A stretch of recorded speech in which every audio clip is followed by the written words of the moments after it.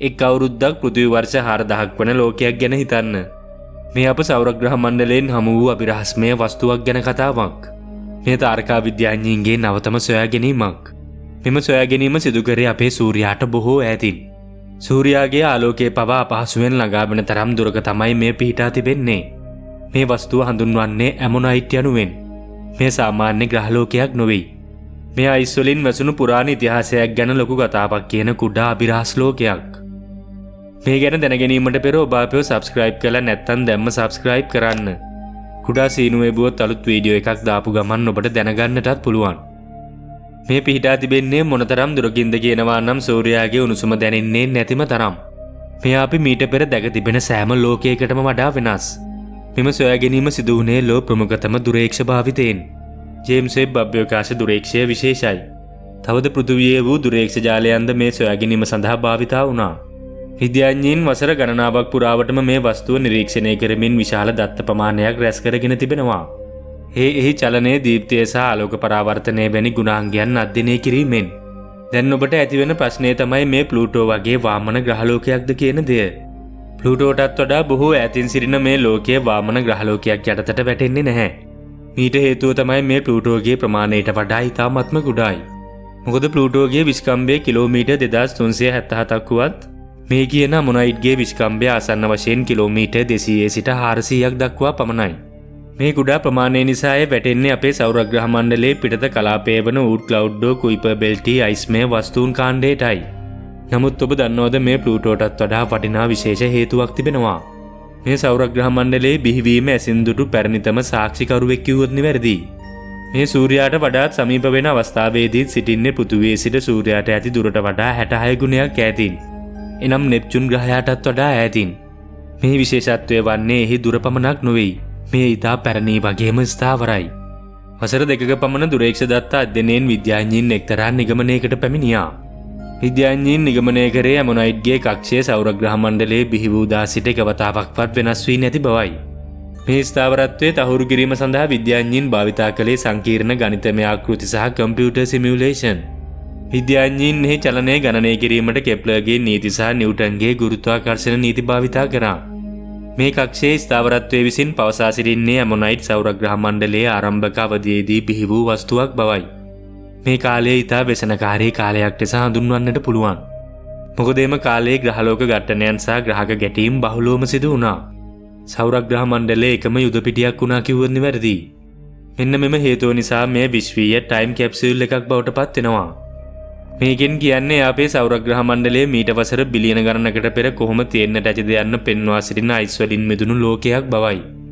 මෙම කාල කැප්සියුල සංකල්පය තුළින් විද්‍යාඥයින්ට සෞරග්‍රහ මණ්ඩලයේ පූර්ව ඉතිහාසය තේරුම් ගැනීමට වටිනා අවස්ථාවක් ලැබෙනවා.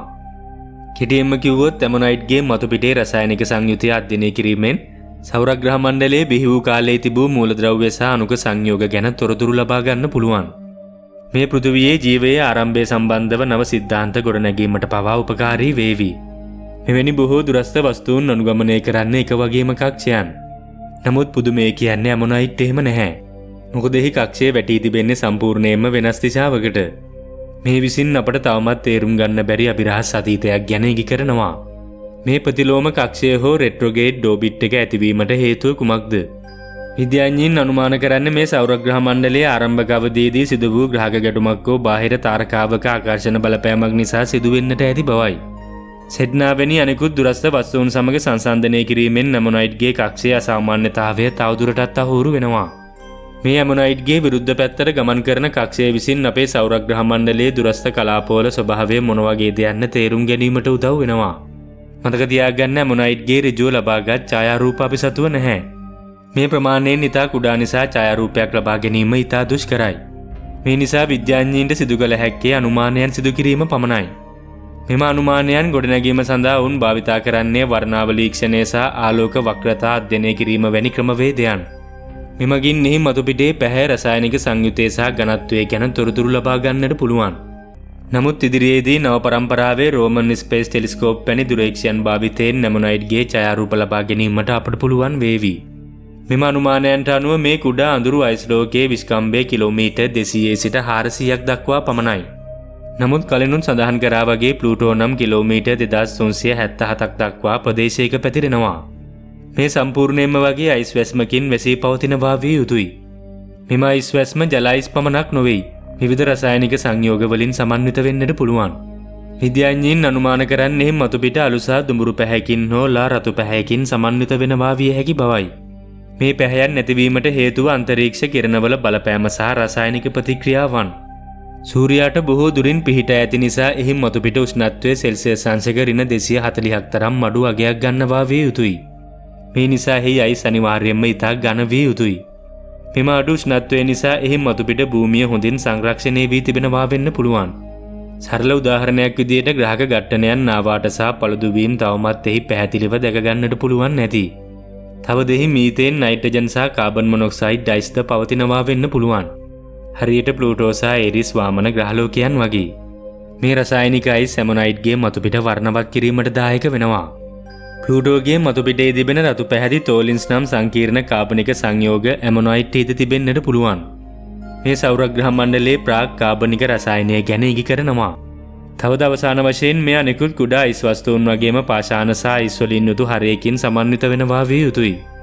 මෙම හරයේ ඝනත්වය ගණනය කිරීමෙන් එහි අභ්‍යන්තර බලපෑම් සහ භූගෝලීය ක්‍රියාකාරකම් ගැනද තොරතුරු දැනගන්නට පුළුවන් වේවි. මෙහි අනිවාර්යයෙන්ම වායුගෝලයක් පවතින්න හැකියාවක් නැහැ. මොකද ඒ සඳහා ප්‍රමාණවත් තරම් ගුරුත්වාකර්ෂණ බලයක් ඒ සතුව නැහැ. සමහර ස්ථාන මටසිරුටු වගේම අනෙකුත් ස්ථානයන් ආවාට වලින් පිරී තිබෙනවා වෙන්න පුළුවන්. මෙම ආවාට සහ පළුදු වීම බොහෝ කාලයකට පෙර සිදු වූ ගැටුම් වල සලකුණු වෙන්නටද පුළුවන්. මේවා අධ්‍යයනය කිරීමෙන් සෞරග්‍රහ මණ්ඩලයේ පූර්ව ඉතිහාසයේ මහා ඝට්ටන රටා පවා තේරුම් ගත හැකියි. නමුත් මතක තබා ගන්න ඇමොනයිඩ් කියන්නේ නිකන් සාමාන්‍ය අයිස් වස්තුවක් නොවේ. මේ සෞරග්‍රහ මණ්ඩලයේ හටගත් කාලයෙන් පැමිණි වටිනා පණිවිඩකරුවෙක් කිව්වොත් නිවැරදි.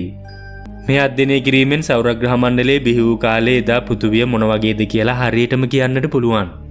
තවද ඉදිරියේදී අභ්‍යවකාශ යාන ඇමොනයිඩ් වෙත යැවීමට සැලසුම් පවා සකස් වේවි. මෙමගින් තවත් රහස් අනාවරණය වේවි. මෙම සොයා ගැනීම අපට සෞරග්‍රහ මණ්ඩලයේ සීමාවන් තේරුම් ගැනීමට සහ විශ්වයේ අනෙකුත් තාරකා මණ්ඩල ගැන සංසන්දනය කිරීමට නව දොරටු විවර කරනවා. මේ ඇමොනයිඩ් වැනි වස්තු අධ්‍යයනය කිරීම තුළින් මානව වර්ගයාගේ තාරකා විද්‍යා ගවේෂණයේ ඉදිරි පියවර තීරණය වේවි. මේ ලෝකයේ ඔබ හිතන විදියට මොන වගේ ඇතිද?